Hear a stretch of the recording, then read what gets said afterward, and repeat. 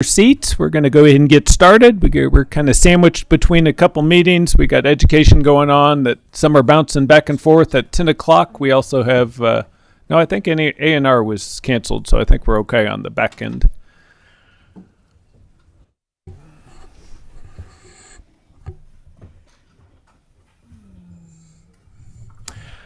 All right. We're going to go ahead and start this meeting. Mr. Secretary, please call roll. Representative Blanton. Here. Representative Bratcher. Here. Representative Dietz. Here. Representative Dossett. Representative Freeland. Here. Representative Fugit. Here. Representative Gooch. Representative Hart. Here. Representative Johnson. Here. Representative Cook. Here. Representative Lewis. Here. Representative Maddox. Representative Massaroni. Representative Proctor. Here. Representative Raymer. Here. Representative Roberts. Here. Representative Stalker. Present. Representative Stevenson. Representative Tackett Lafferty. Here. Representative Wesley. Here. Vice Chair Sharp. Present. Chair Thomas. Present. Got a quorum? Looks like we do. Alrighty. What we're going to do is we're going to do the Pledge of Allegiance and then remain standing for a prayer, and Representative Proctor is going to give that.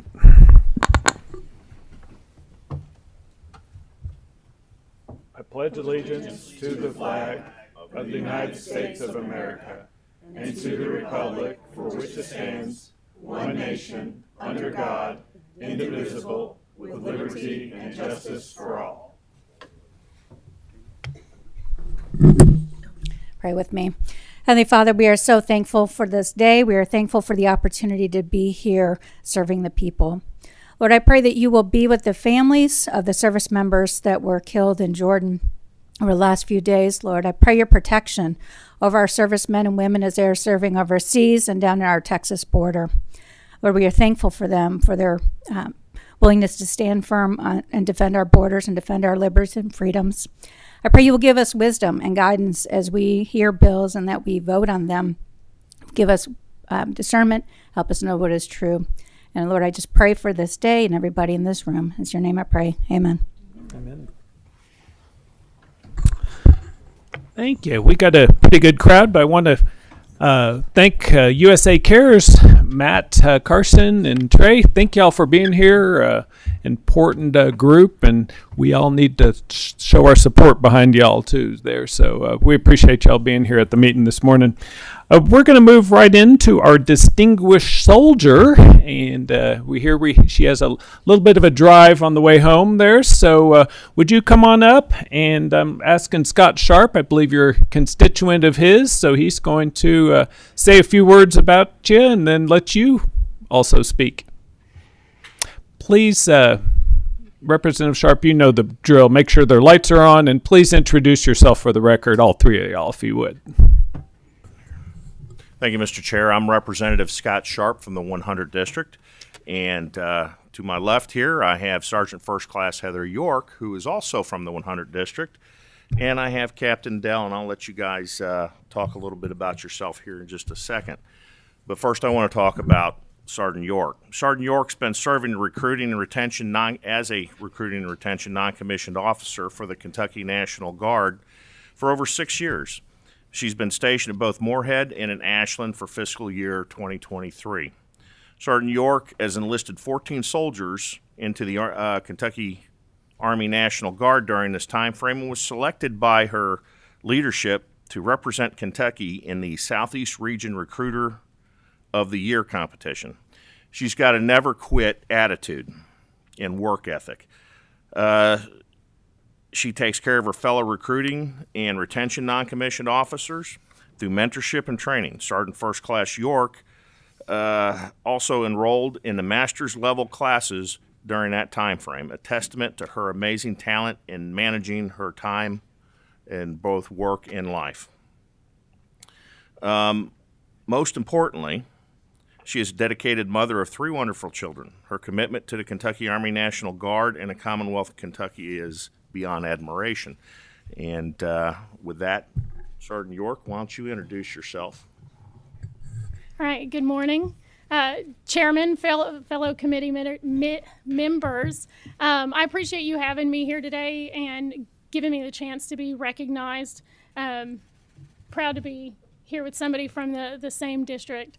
So I was born and raised in Eastern Kentucky in Louisa, and I feel like the way that I was raised and where I was raised plays a big role in how I have served.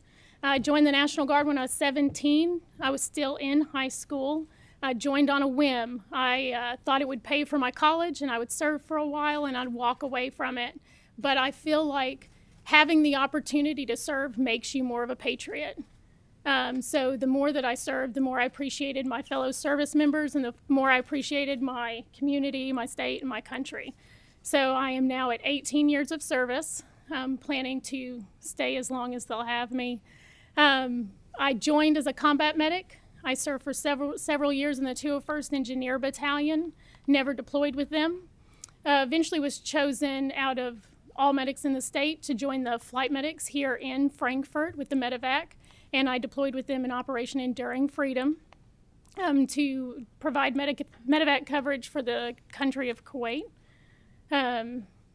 Shortly after returning, I moved to recruiting. I've been with recruiting now since 2017. Again, didn't think I would stay there very long, but you get an opportunity to see service from a different side. Kind of take care of the next generation of who's going to be replacing me and replacing Captain Dill and taking our military forward. So I found a passion with it. And then my family, my children, I like that I'm able to provide, to continue their view of patriotism, for them to see somebody serving and somebody working hard while at the same time being a mother, being a full-time mother. And that's really it. I just work hard every day, try to set a good example, help all of those that I have the opportunity to have an effect on, and that's led me to here. Thank you. All right. Thank you, Sergeant. Captain Deal, would you like to introduce yourself, please? Sure. I'm Captain Andrew Deal. I'm the Bravo Company Commander of the Recruiting and Retention Battalion. I've been Sergeant York's Company Commander for about 9 months now. As soon as I came into command, I began hearing Sergeant York's name about her performance, not just as a recruiter, but as a leader within the organization. She's an E7, a Sergeant First Class, so with this comes particular responsibility with that rank to take care of other soldiers and to develop other NCOs to take her role and to learn the role of her first line leader, which is a section chief. So very excited to have her part of the team. She's here today because for the fiscal year last year, she was selected as the Director's 54 for the state of Kentucky. The Director's 54 is each year of the 50 states and the 4 territories, the top recruiter in each of those is selected. So last year, the Recruiting and Retention Battalion selected Sergeant York as the top recruiter. And then she goes on to compete at a regional, and if winning there, goes to a national level competition to be selected as a top recruiter. So she went and represented us this year at the regional event, and she did very well. So very proud of her for that. Just a great example of what a senior NCO is in the Kentucky Army National Guard. One thing we all have in common as service members is every one of us have a recruiter. And so it's great to be part of that team, to be part of the team that grows the next generation of the Kentucky Army National Guard. And so Sergeant York is a great example of what we expect our soldiers and leaders to be. Okay, thank you, Captain Deal. It sounds like you and I have a lot in common because I joined at 17 to get money for college, and 22 years later, I retired. So, and I make that drive to Ashland back and forth quite frequently also. But the military is really big on leadership, especially once you get to the senior NCO levels. You got to start mentoring. So when I was reading Sergeant York's bio, I see that was something that was put in there, and that is definitely a must. As she was saying, you have to bring up the younger troops to replace you, and that's one of the key things for the non-commissioned officers in the military. And with that, I have something for you if you would like. From one Sergeant First Class to another, Congratulations. Thank you very much.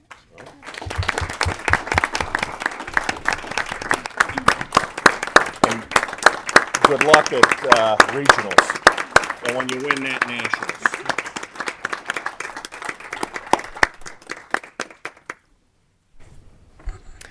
Thank y'all so much for being here, and you safe travels getting back there. We appreciate it. All right, we're going to go ahead and move into some of the bills for consideration today, and we will start with Representative Callaway. If you want to come on up, and if you have any guests, and you are not a freshman anymore, you're a sophomore, so you know the routine. Make sure the green light's on and introduce yourself. So thank you, Chairman. Thank you, Committee, for seeing me today and hearing this bill. I am Representative Emily Callaway. I represent District 37, which is partially Jefferson and Bullitt. So I'm just going to start by recognizing 74,100 disabled veterans in our Commonwealth.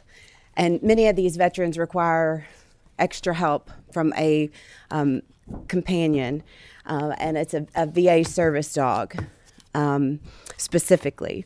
So while much of their veterinary care for those service animals that they so depend on, just to help them live their daily lives, comes from veteran health benefits, there can still be a financial strain on our disabled veterans to properly care for their necessary companion.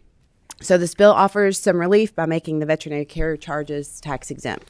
So it's it looks to be a large bill. The first 22 pages are definitions, and we've included the definition of disability and disabled veteran using the U.S. Department of Veteran Affairs disability rating. It also defines a service animal, and that does not include emotional support animals at this time, just to be clear. We're talking about canines, we're talking about dogs. And the last pages just add these services to the list of exemptions in KRS. So thank you, Chairman, for Motion allowing on the me- bill. Second. We got a motion and a second, and it sounded like you were winding up anyway. Anything else you want to add or open it to questions? That was it. Thank you. And any questions, y'all? No questions either. Boy, you explained a pretty long bill for very quickly there. So if there are no questions, then I will, Mr. Secretary, please call roll. Representative Blanton. Aye. Representative Bratcher. Yes. Representative Dietz. Yes. Representative Dossett. Yes. Representative Freeland. Yes. Representative Fugit. Yes. Representative Gooch. Representative Hart. Yes. Representative Johnson. Yes. Representative Cook. Yes. Representative Lewis. Representative Maddox. Representative Massaroni. Representative Proctor. Yes. Representative Raymer. Yes. Representative Roberts. Yes. Representative Sharp. Aye. Representative Stalker. Yes. Representative Stevenson. Representative Tackett Lafferty. Representative Wesley. Yes. Chair Thomas. All right. Passed unanimous. Wish we had consent, but we look forward to hear that one on the floor. Thank you. All righty. We're going to move to our second one, and Representative Wesley, one of our own, if y'all want to head down there. And I believe you do have a couple guests, and we know them well, but make sure you introduce them there too. Oh, good.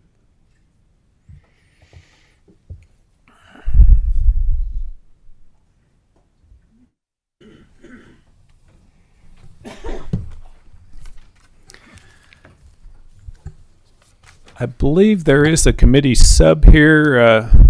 Would the sponsor like to go ahead and call that committee sub? Yes, sir. Thank you, Mr. Chairman. My name is Representative Wesley from the 91st District. I'd like to call the sub. Okay. We got a motion by Representative Fugit for the sub. Do we have a second? Second by Representative Bratcher. All in favor signify by aye. Aye. Opposed? All right. We do have the sub in front of us. Thank you, Mr. Chairman. My name is Representative Wesley. I'm presenting House Bill 86 today. I'd like to introduce my guest today. To my right, we have somebody that's not a stranger to this committee, Corey Ann Jackson under General Lamberton. Also to my left, we have Mr. Alvin Duncan from the KDVA, Kentucky Department of Veteran Affairs. And Deputy Commissioner Renaud. Juan Renaud, Deputy. Yes, sir. So I'd like for you guys to take a moment and go ahead and introduce yourselves. I would like to say before they begin that the financial part is in House Bill 6, so that's all covered in that. We also have some letters in your packet, one from Whitney Allen and General Lamberton that is in support of this House bill. I'm Al Duncan. I'm the Division Director of State Veteran Cemeteries. Deputy Commissioner Juan Renault, KDDA. Corey Ann Jackson, Department of Military Affairs. No, it's fine. Corey Ann Jackson, Department of Military Affairs. We'll go ahead and talk. Okay. Ladies and gentlemen, with the passage of the Burial Guard and Reserve Act of 2022 at the federal level, this allows the state of Kentucky and the State Cemeteries Division to provide burial benefits to a specific group of National Guard and Reserve component veterans that was not previously granted burial benefits. We're talking about those National Guard and Reservists that were never called to active duty, that were never brought to Title 10 executive presidential orders. They served their 1 week in a month, 2 weeks a year, with no active duty time. They could have served 6, 8, 10 years, 12 years in the National Guard or the Reserves. Then they got out for whatever reason. Those are the individuals that this House Bill 86 covers. One thing in common about all of those veterans are they are honorably discharged from the United States military. The National Cemetery Administration that covers the burial plot and allowance does not cover this group of soldiers. So the NCA will not cover the burial plot allowance nor the VA funded headstone for this specific group of individuals.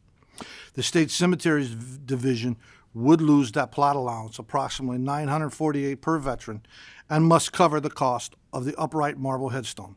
It's about $1,600 per interment for the veteran and or the spouse. This is a loss of revenue directly tied to the cemetery's operational budget. This impact of House Bill 86 is approximately $320,000 a year. Any questions? Let's see. I think Representative Hart. Go ahead. I'm a big supporter of this bill, but I do have one question. National Guard soldiers or reservists that have never been called in, like you said, to active duty, would this afford them the opportunity to have a monument at another cemetery like we do with other soldiers, or is this just for the interment in the veteran cemetery? This would be placed into one of our 5 state veteran cemeteries. Yes, sir. Okay. I'd like to maybe work with Representative Wesley there. It might, if the impact is not too substantial, it might be worth maybe making an amendment to where we can include that benefit to our National Guard soldiers as well. So I'd like to have that discussion with you, but I am supportive of the measure that you're doing. Yes, sir. All right. Representative Cook. Yes, thank you, Mr. Chairman. Just wanted to point out to the committee, it's not just honorable. It's for anything other than dishonorable. Yes, is sir. On there. So just wanted to point that out, which I'm not exactly in favor of, but I understand where you're going. Second. We have a motion and a second. You're right. We never had that up till now. Everyone was asking questions there. Do we have any other further questions, or everyone good with it? All right, Mr. Secretary, please call roll. Representative Blanton. Aye. Representative Bratcher. Yes. Representative Dietz. Yes. Representative Dossett. Yes. Representative Freeland. Yes. Representative Fugit. Yes. Representative Gooch. Representative Hart. Yes. Representative Johnson. Explain my vote. Please go ahead. So I'm a yes vote, but actually Representative Cook brought up a good point. Be curious as to why it's not just honorable. Maybe we can have that conversation afterwards. But I'm a yes vote. Thank you. Representative Cook. Oh, yes, I would prefer it to be just honorable, but I will vote yes today. Representative Lewis, Yes. Representative Maddox, Representative Massaroni, Yes. Representative Proctor, Yes. Representative Raymer, Yes. Representative Roberts, Yes. Representative Sharp, Aye. Representative Stalker, Yes. Representative Stevenson, Representative Tackett Lafferty, Representative Wesley, Yes. Chair Thomas. Aye. It does pass, but I believe you have a little bit of explanation. Go ahead. Yes, sir. Unfortunately, I was mistaken. It does, in the bill, it does specifically state, and was discharged under conditions other than dishonorable. So it does cover those individuals. That's the part they don't like. So we'll let them talk to you all, and maybe we can fix that on the floor if it's something that we need to fix or so. Thank you, gentlemen. Always good to end, gentle lady. And thank y'all for being here, and we really appreciate it.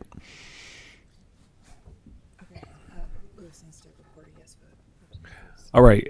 We have two people that want to record yes votes on HB 42. Representative Lewis That'd be an aye on House Bill 42. Thank you, Chairman. and Representative Massaroni. Yes vote on House Bill 42. All right. Thank you so much. And our next bill is HB 200, Representative Bratcher, and looks like General Bullard's coming up too. Please, I know both of y'all know the routine there. Introduce yourself for the record. Representative Steve Bratcher, 25th District. Brigadier General retired Steve Bullard, Executive Director of Kentucky Commission on Military Affairs.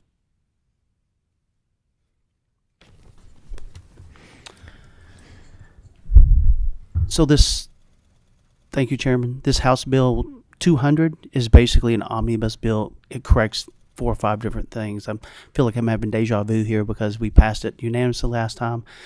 And so there's about 4 or 5 items on here. That one is that it adds Space Force to the definition of military service in Kentucky.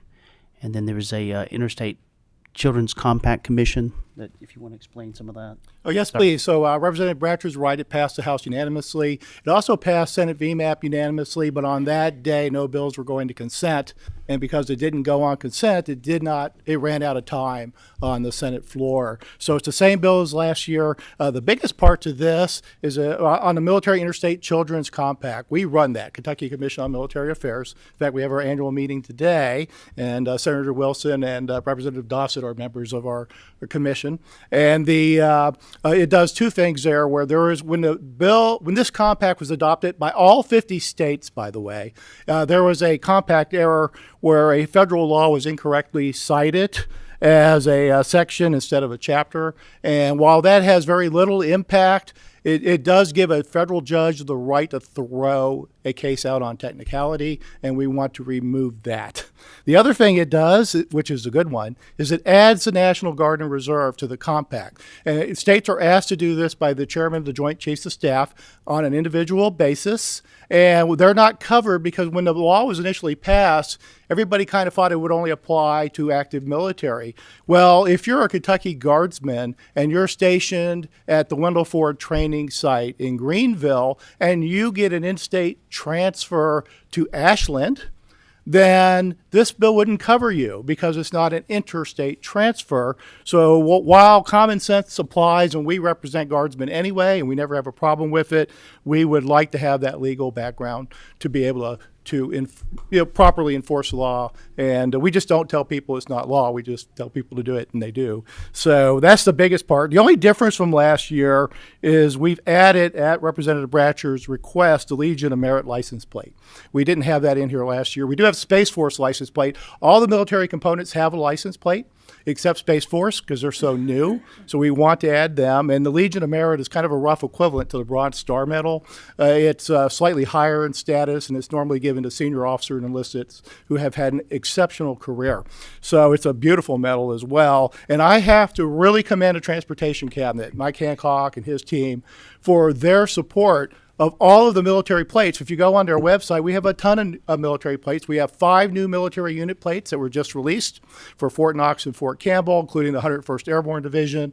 We have several plates that are about to be released: Distinguished Flying Cross, Air Medal, and so forth, the Combat Action and Combat Infantry Badge, which is all due to your committee that's happened, and the support of the Transportation Cabinet. There's virtually no fiscal impact under the new system. It's very easy to do these license plates. Motion on the bill. We have a motion and a second. Nope. Any questions or comments or anything? We're good. Mr. Secretary, please call roll. Representative Blanton. Aye. Representative Bratcher. Yes. Representative Dietz. Yes. Representative Dossett. Yes. Representative Freeland. Yes. Representative Fugit. Yes. Representative Gooch. Representative Hart. Yes. Representative Johnson. Yes. Representative Cook. Yes. Representative Lewis. Yes. Representative Maddox. Representative Massaroni. Yes. Representative Proctor. Yes. Representative Raymer. Yes. Representative Roberts. Yes. Representative Sharp. Aye. Representative Stalker. Yes. Representative Stevenson. Representative Tackett Lafferty. Representative Wesley. Chair Thomas. Aye. Motion shall pass. Hang tough for just a sec. Representative Massaroni had a question how National Guard and federal works and stuff. And General Bullard, I think you can explain it a little bit better. I think it was last committee, but if the committee will allow us, I'm going to let General Bullard kind of explain her question from last week there. So, make sure that mic's on. I turned it off. Sorry. I normally drink a little bit of 5 Hour Energy, but I accidentally grabbed the bottle that was full this morning, and I'm paying for that right now. Oh, my goodness. So we only have till 10. I know. Okay. So I would love to answer that question, and it requires a little bit of context. So first off, the system of the military of the United States has been the militia since 1636. It's a time-honored system. And people think that the Kentucky National Guard is an extension of the militia. The National Guard in general. It is not. The Kentucky National Guard is not the militia. It is a full-fledged component of the U.S. military. The National Guard is kind of its own worst enemy on this because we embrace the militia history and we say that the National Guard birthday was 1636, the first muster in Salem, Massachusetts. Technically, the birthday of the National Guard is 1903, but we love our history and we really support it. So what happened? How did this concept change? It's actually something that is a brilliant solution. Congress did something brilliant in 1903. So what has happened? So from 1636 through the turn of the century, 1900, the militia system is the predominant military system in the state. You have the Kentucky State Guard. Simon Bolivar Buckner was a chief of the Kentucky State Guard. And the majority of military forces in the Civil War and all of the conflicts to that date were militia. And great stories. I could go on forever. But what's happening in 1900? You have a very prolific president, Theodore Roosevelt, who's very expansionist. And we're pushing the White Fleet out around the world. We're pressuring China. We're pressuring Japan. We're pressuring Russia. We're intervening in Cuba. We've got the Spanish-American War. And it's a real sea change in American history. And Congress is very concerned about that. A congressman from Ohio named Charles Dick, who's a major in the militia, comes up with this brilliant solution and proposes it to Congress. And Congress adopts it in 1903 as the Dick Act, the Charles Dick Act. Congressman Dick was a major in the Ohio militia. So what he does is he changes the concept and he gives states, through congressional law, an option. So you as a state now have an option of, on one end, continuing your militia. You can continue your militia concept. That's federal law, that's state laws in the Kentucky Constitution, several sections in the Kentucky Constitution. In Kentucky, you're in the militia if you're age 18 to 45 and you're a healthy male who is not otherwise in a military component, you're technically in the militia. Kentucky chooses not to continue its militia. They disbanded the state guard. They do not continue in militia. 22 states still continue some form of militia, usually very small, totally state-funded. The militia cannot deploy. The militia should not deploy. That's a state function. States can loan it to each other. They can loan it to the federal government, like in the Civil War. The other part of the DIC Act is you get the option as a state to stand up a new concept that's entirely different from militia and legally separate, and that is the National Guard. All 50 states and 4 territories have agreed to this concept. So if you stand up a National Guard, it becomes fully integrated in the United States military. It's concurrent, it's proportional, same training. And by the way, the Kentucky Constitution says if you set up a militia, it must mirror the U.S. Army as closely as possible. So in the National Guard concept, you fully integrate with the U.S. military, same training, same equipment, same responsibilities, same missions. So you go out and you do everything that the U.S. military does. It's brilliant, and it does 3 things. One, it expands the capability of the U.S. to maintain a military, because guardsmen are about 30% the cost of a regular military. So you increase your ability militarily. The second thing you do is you give states a federally funded resource that state, because of Title 32, the regular Army is Title 10, the National Guard's Title 32, and you can use those resources to support state disasters. Even though they're federal resources paid by the federal government, you can use them. But the biggest thing it does, and why Congress liked it so much, is that it puts the National Guard under the command of the governors. Why do they do this? It's a check on the President of the United States. Congress and the Founding Fathers never intended for the U.S., the United States of America, to have a large, standing federal military under the sole control of the President of the United States. Because what could that president do with it? Think Julius Caesar crossing the Rubicon? Think of a current president exercising that authority in Texas today? Congress didn't want that to happen. So by putting the bulk of your assets under the governors creates a check on the power of the presidency. And it's a brilliant plan. So the other thing it does is the National Guard is not commanded by Department of Defense. It's not commanded by the National Guard Bureau. It's commanded by the governors.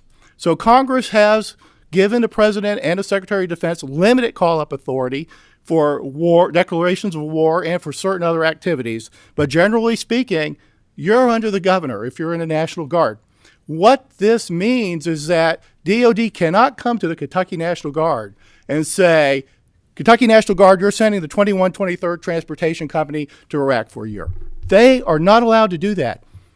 The Guard Bureau has no command function. The Chief of the National Guard has no command function over the National Guard. It's the governors. So what happens is that pretty much everything we do voluntarily here in Kentucky. So when they have a mission need and they want the Guard to fill it, Department of Defense will give that to the National Guard Bureau. The National Guard Bureau has regular scheduling conferences and meetings, and it goes to the Guard Bureau, and the Guard Bureau goes, okay, we have to fill this mission in Iraq. We have to fill this mission on the southern border. We have to fill this mission in Ecuador. Who wants it? Whose turn is it? And so we as states, we agree, Kentucky will take that mission, or we won't take that mission, or we'll team up with Tennessee and we'll take it, or we'll say, you know what, we're really busy. We got a lot going on in our state. We need to reconstitute. We've been really busy. We decline. And we'll let other states take care of that, and the other states will absorb it. And that's how that system works. It's a tremendous system. And I'll point out, even individually with myself, so I've done 3 major deployments, and I did all as an individual. I did all 3 on federal status, but as a volunteer. And on all 3, I was asked to extend. And on 2 of the 3, I declined to extend. I tell the story. I worked for General Petraeus at Headquarters United Central Command. I was the Chief of Operations of the Joint Operations Center. The worst job in the world, the worst job you could ever have, but it's a killer. When I got there, the people training me said, we were responsible out of Tampa, Florida for the Battle Watch, overseeing everything that happened in combat across the Central Command Theater every day. And I always tell people I was in more danger in Tampa, Florida than I ever was in actual combat, and I've been shot at multiple times. When I got there, my trainers told me, whatever you do, do not extend. Do not give this more than 6 months, because this job kills people. So 4.5 months in, General Petraeus calls me up to his office, And he says, Steve, I hear you're only here for 6 months. And I said, that is correct. And he goes, you're extending, give me 6 more. I said, no, sir. He said, you can't turn me down. I said, yes, sir. I'm in the National Guard. I can turn you down. And he goes, no. And so we had it out and talked it through, and I stayed at no. So next day, the National Guard Bureau calls me. And they said, we heard you turn down General Petraeus. And I go, you're darn right I turned him down. I go, and they go, you can't do that. If General Petraeus wants you in your guard, you need to be there as a guard guy. And I said, absolutely not. The Guard Bureau does nothing for me, and this job's going to kill me. I mean, I'm barely going to survive 6 months. And they laughed, and they said, do we understand, but do you know that General Petraeus actually called General McKinley, the 4-star chief of the Guard Bureau, and asked him to involuntarily extend you? And General McKinley goes, can't. I don't have the authority. That's the National Guard. It's one of the best parts about it. But the best part is you get hundreds of millions of dollars in resources every year from the federal government through the National Guard that you can use here in Kentucky.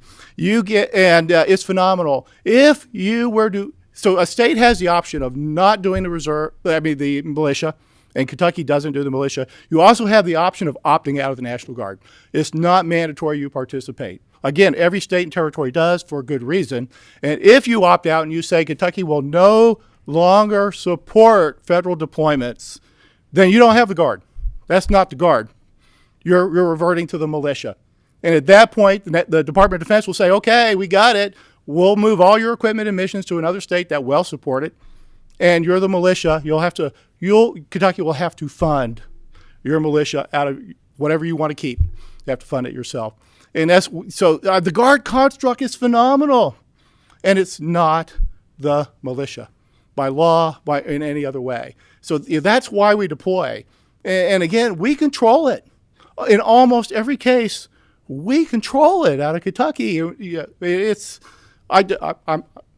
very passionate about this, as you can tell. So, and I love the history of it. I just thought that's why we deploy, and we're very proud to do it. Thank you, General Bullard. I talked to him about a week ago or so, and I wasn't about to try to relay that to y'all. It's like, oh, wait, General Bullard's on that. So I can't drink enough 5-hour energies to replace that. So we appreciate your passion and everything Blame that on that General you do. Petraeus. He's the one who hooked me on it. So. Oh, there you go. There you go. All righty. If there's no other business, if any of y'all have questions, I'm sure General Bullard will be around for a bit. You can sure ask him. No other business. We stand adjourned.